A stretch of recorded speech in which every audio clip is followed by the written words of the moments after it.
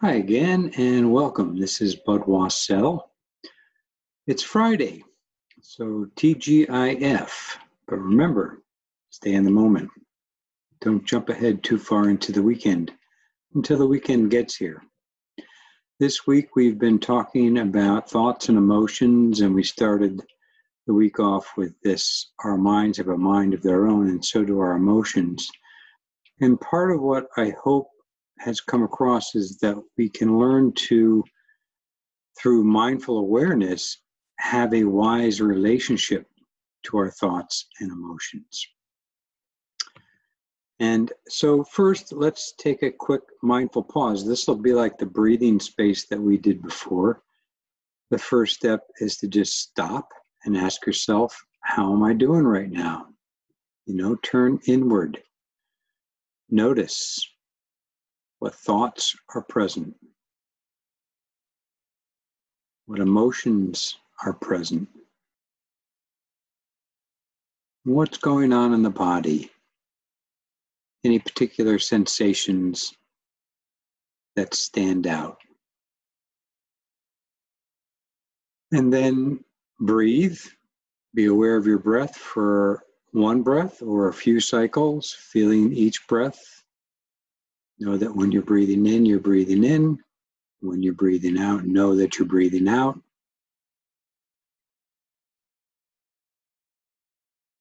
Remembering anytime you get lost in thought, return to your breath, the direct experience of your breath. And then open up your awareness to feel your whole body sitting or standing wherever you are, and just kind of be aware in a more open way. And then move on. So that's a quick breathing space. Again, can be done in response to a stressor, or just as practice, as a brief pause practice. And so one of the most helpful outcomes in a mindfulness practice is how it helps us get better at stress by not reacting automatically to stressors. We learn to recognize our thinking, especially thoughts and beliefs that fuel those reactions.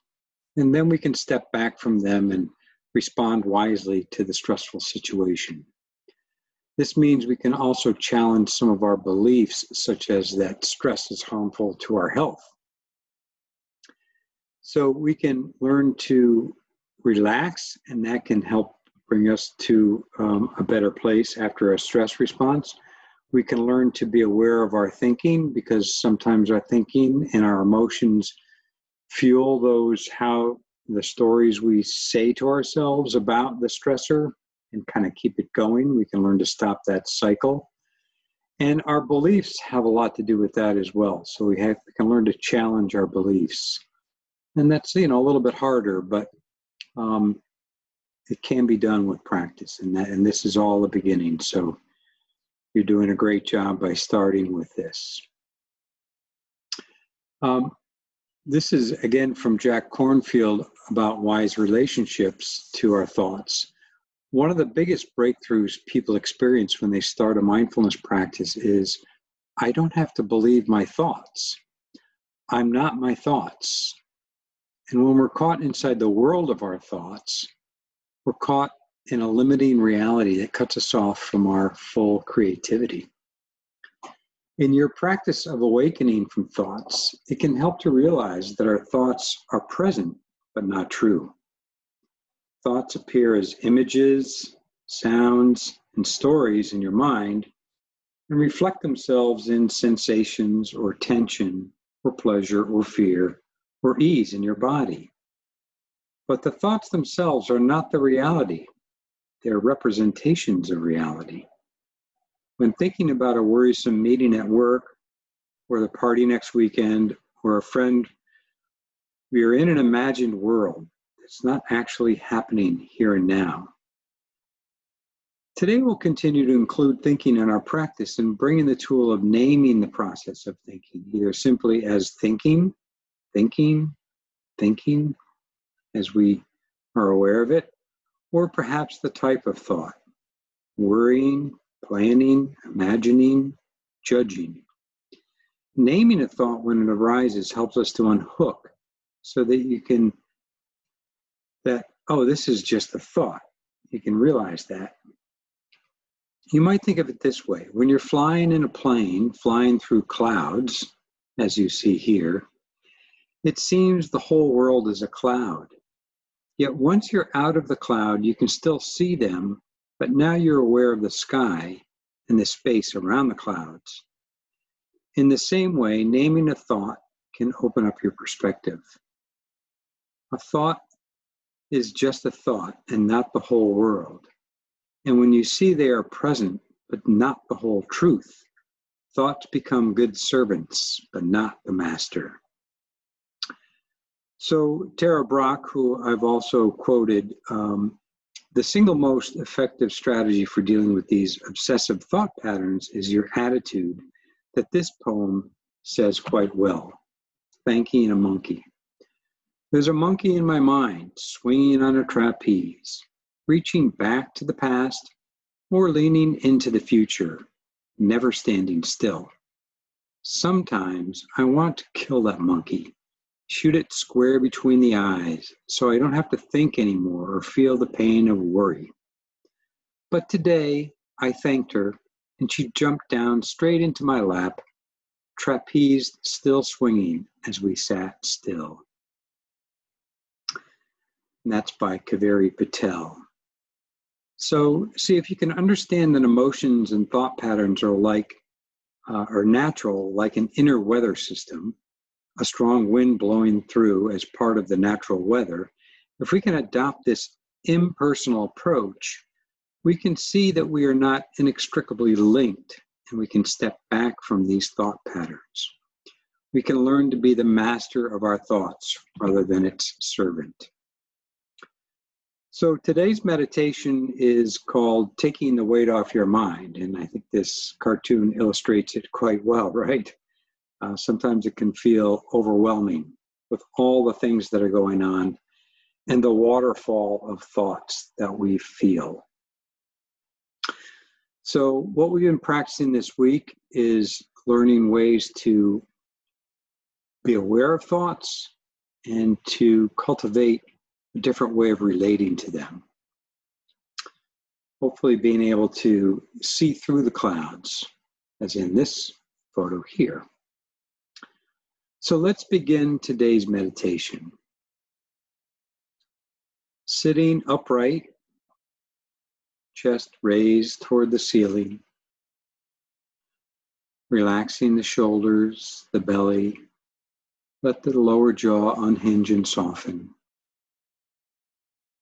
Let the weight of your body sink into the chair just a little bit more. Let your hands be soft and rest on your lap or your thighs. Close the eyes. Breathe.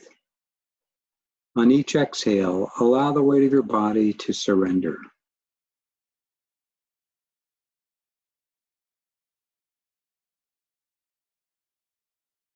Following the sensations of our breath. Know when you're breathing in and know when you're breathing out. Feel the gentle inflow and outflow of each breath. Remember, thoughts will always pop in, and that's natural. And we simply try to catch ourselves when that happens and gently return our attention back to the breath without giving ourselves a hard time, allowing the breath to be our home base. Let's understand what stress is trying to do for us. The stress that we feel just wants us to be safe. We feel stressed or worried because we care deeply about something that matters. Our performance, or when we encounter people, new people, or all the tasks that we must get done and how things get in the way and frustrate us. I'll invite you to bring to mind something that's stressful for you.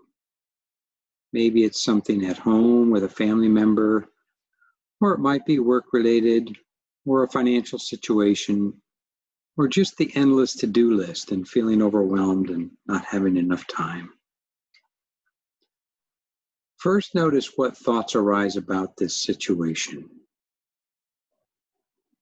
So for now, instead of returning to your breath, when you notice thoughts, we use the tool of naming the process of thinking, either simply as thinking, or perhaps the type of thought, worrying, planning, judging. Try that. Naming a thought when it arises helps us to unhook so that you can just realize that, oh, that's just a thought.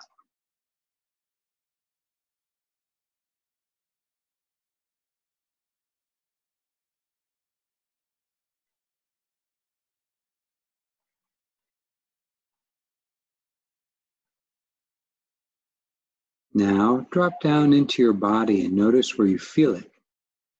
The tightness in the chest, or butterflies in the stomach, tension in the neck or shoulders, or around the mouth or eyes. See if we can use the breath and not feel like we need to change or fix it. Instead, see if we can follow the breath in and out and relax into where you sense the stress in your body. Keep focused on the breath and return when you notice getting wrapped up in or carried away by thoughts of the stress. Often we create more stress by feeling stressed or anxious about the stressful event. I shouldn't feel that way, or I have to fix or change or avoid it, or why did they do that thing? And see if you can allow it to be there and just sit with it. Breathe into it.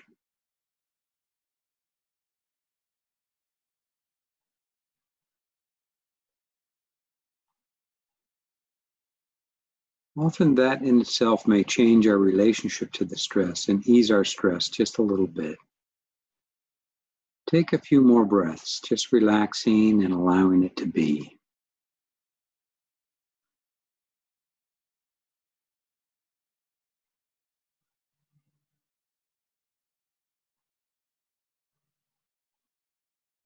Sometimes our brains can be overloaded with thoughts, and thoughts can go round and round.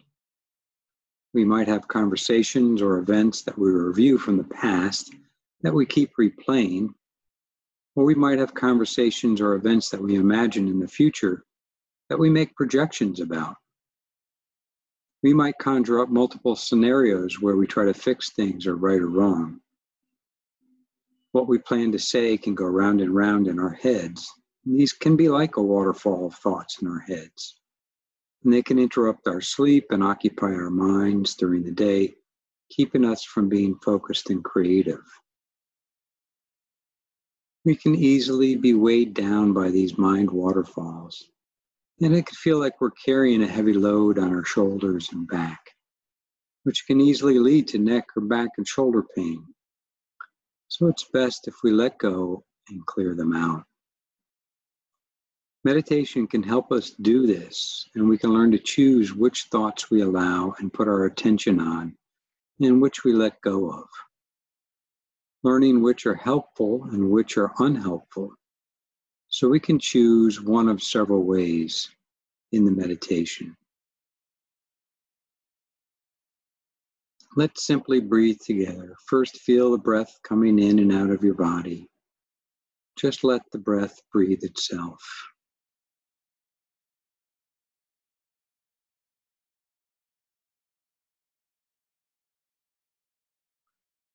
Now imagine your breath is starting in your belly below the navel.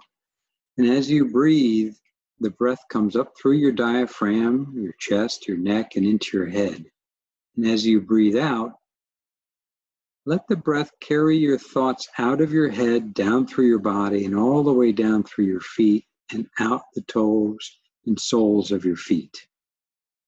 This way it lightens the load in your head, breath by breath. So repeat that breathing pattern a few times. Breathing in from the belly, breath coming up through the body into the head, carrying away that stressor on the out breath, letting it go and drain out of your body. Do try that again at your own pace.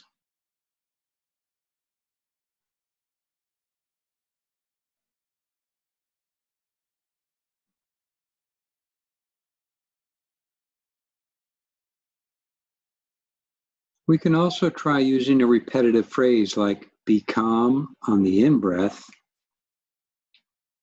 and relax or let go on the out-breath.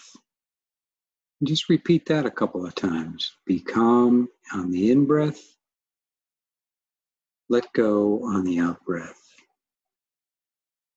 Or whatever words work for you.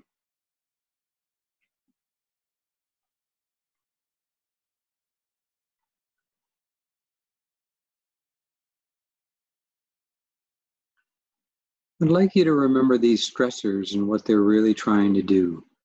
They want to keep you safe from harm. They want you to do a good job, to live up to certain expectations you feel you need to live up to. So we're going to send our stress gratitude for really what it intends for us. And once we've said this to ourselves, we're going to let our stress know it's no longer needed. So we're going to thank it and let it go. You know, it's time you're on your way.